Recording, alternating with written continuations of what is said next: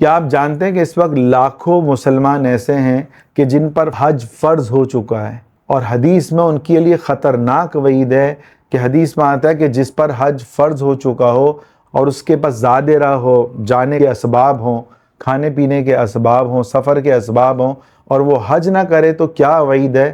یہ سنن ترمذی کی حدیث نمبر 812 ہے۔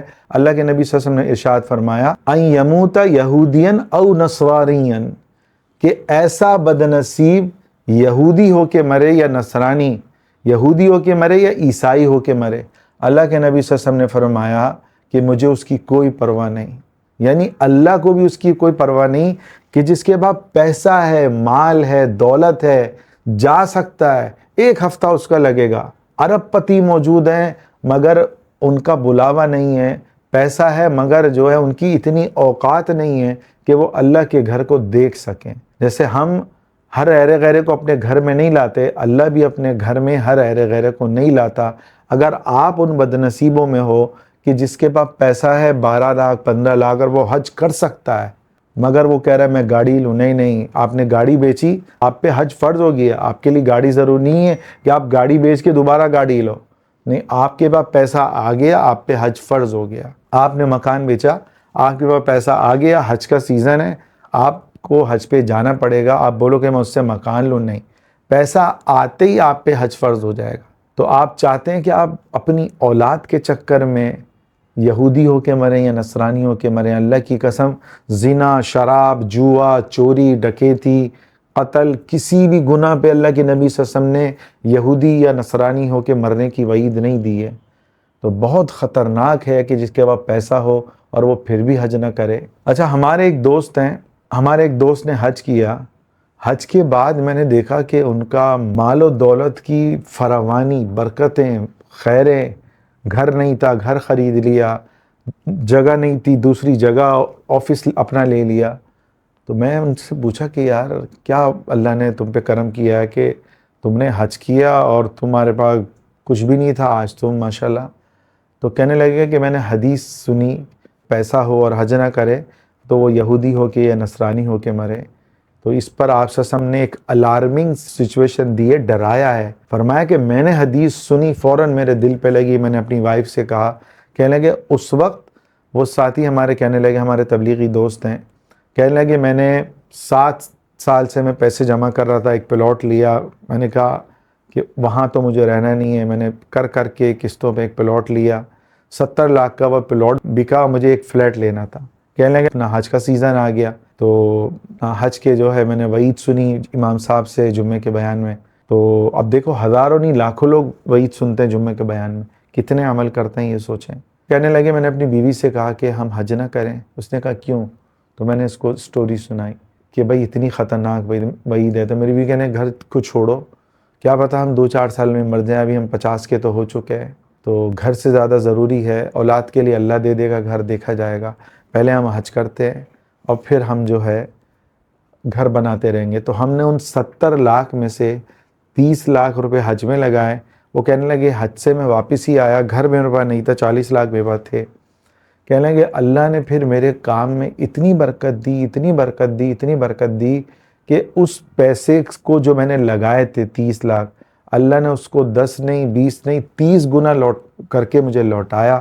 اور یہ جو اس کا لوٹانا وہ تمہارے سامنے ہے کہ میں نے گھر بھی بنا لیا، آفس بھی بنا لیا، اور بہت لگزری ان کا آفس، یہ نہیں کہ کوئی عام کروڑ 2 کروڑ، ایسا نہیں۔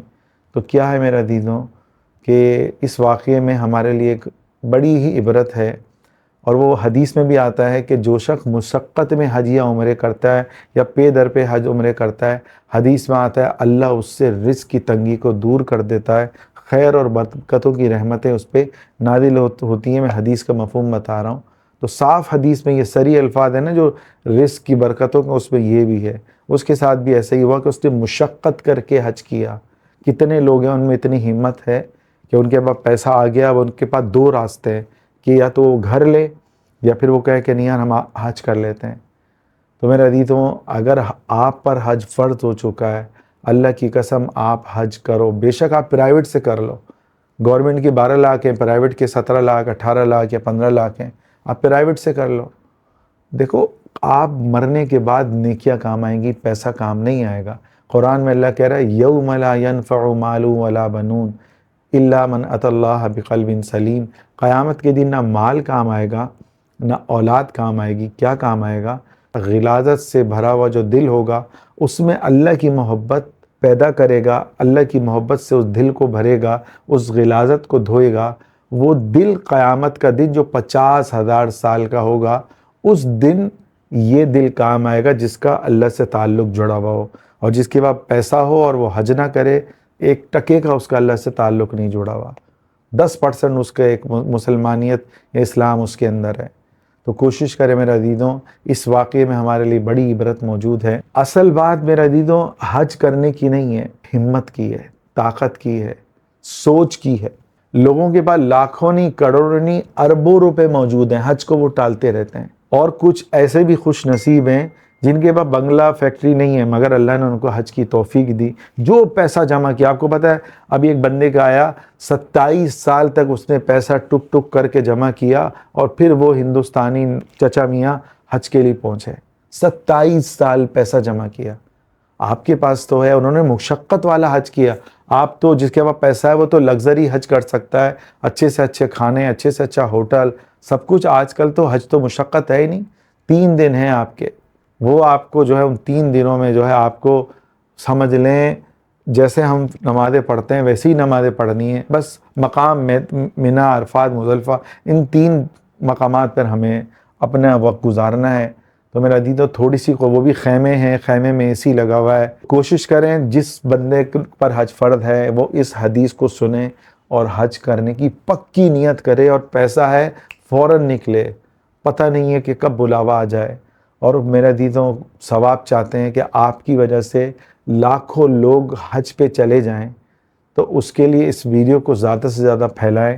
شیطان اس کام سے روکے گا، وہ چاہے گا کہ لوگ یہودی یا نصرانی ہو کے مریں، یہ اچھی بات ہے۔